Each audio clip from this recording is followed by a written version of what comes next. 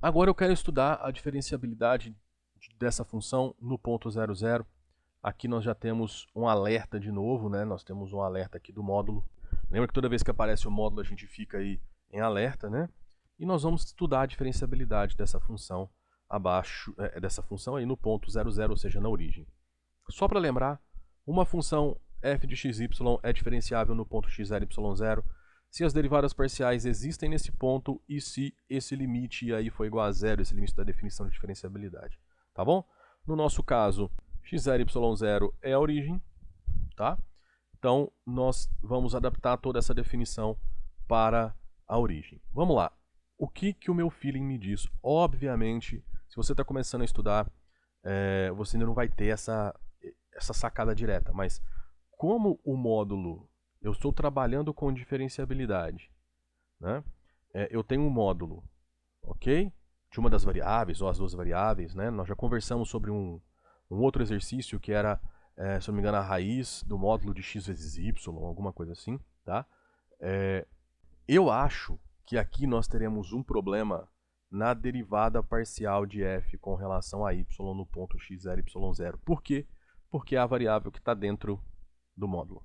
O cosseno é uma função contínua. A gente sabe que continuidade não implica em diferenciabilidade, é o contrário, né? É a diferenciabilidade que implica na continuidade. Mas o cosseno de x é uma função contínua. E no sentido das derivadas parciais, isso daqui para mim é uma constante. Então eu acho que para a derivada parcial de f com relação a x, não vai ter tanto problema. Posso estar errado. Mas numa primeira observação, eu vou apostar aí na derivada parcial de f com relação a y como meu problema para essa diferenciabilidade. Tá? Se ela der certo, depois eu calculo a derivada parcial de f com relação a x. Se ela der certo, eu vou atrás desse limite aí, né, da definição, que sempre tem que dar zero. Tá? Então, ó, vamos verificar, inspirado nesse termo raiz do módulo de y, a existência da derivada parcial de f com relação a y no 00.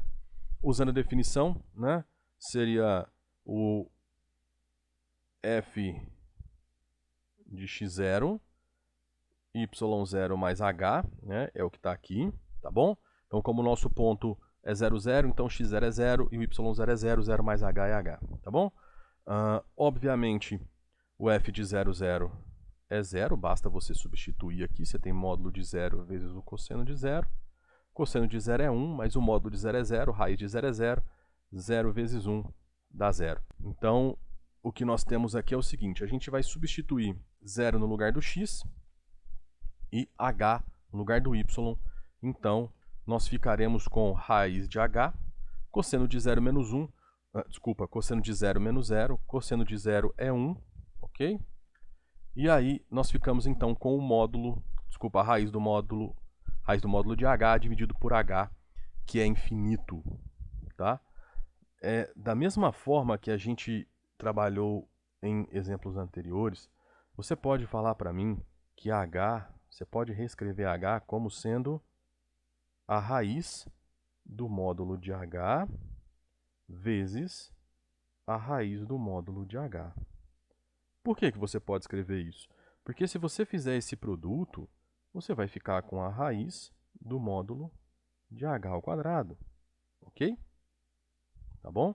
E aí, como o módulo de h ao quadrado é igual a h ao quadrado, eu posso trocar simplesmente por h quadrado. Vai dar na mesma, eles são iguais, tá? Então, aqui, para nós, isso vai ser o h, tá? Eu posso escrever dessa forma, ok? Então, o que vai acontecer nesse limite?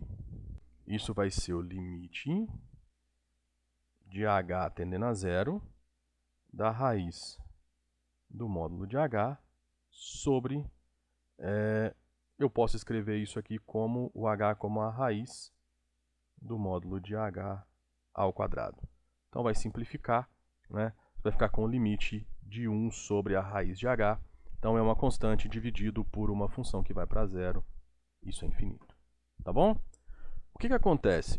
Como a nossa função não admite, então, derivada parcial por esse motivo com relação a y no ponto 00, eu vou dizer que a função não é diferenciável nesse ponto da origem. Okay?